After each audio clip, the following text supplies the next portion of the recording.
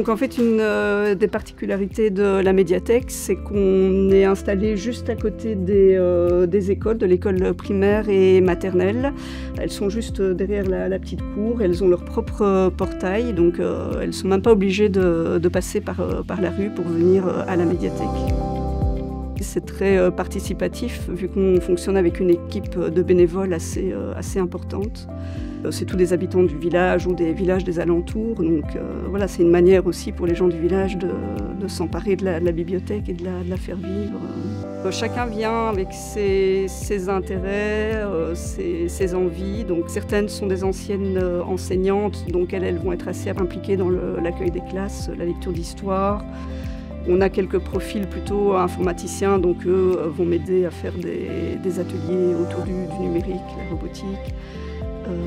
On a un jeune, par exemple, qui est très branché manga, etc. Donc c'est lui qui va conseiller plutôt le public un peu adolescent. Donc voilà, chacun vient avec ses envies et moi j'essaye de coordonner tout ça.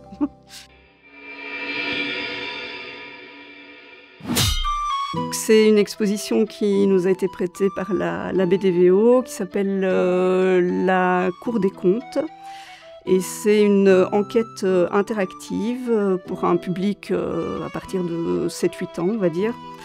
Les enfants sont équipés d'une tablette et ils doivent se promener d'un kakémono à l'autre. Ce sont des espèces de grands tableaux qui représentent des scènes de contes, des personnages de contes. Et grâce à la tablette et à la réalité augmentée, ils vont pouvoir interagir avec les personnages. Et le scénario, en fait, c'est Blanche-Neige a été assassinée et il faut essayer de découvrir qui est le meurtrier. J'ai pris contact avec une lectrice, elle est diplômée en biologie d'ailleurs, et passionnée par la permaculture, tout ça. Et elle m'a accompagnée pour des accueils de classe autour du jardin. Donc on a lu des histoires sur cette thématique, on a fait un peu de sensibilisation à la biodiversité, etc. Et à la fin de l'atelier, on est allé ensemble au jardin planter des framboisiers, des petits fruitiers, et on a construit une cabane à haricots qu'on peut voir actuellement. Il y a même quelques petits haricots qui ont poussé, malgré le mauvais temps.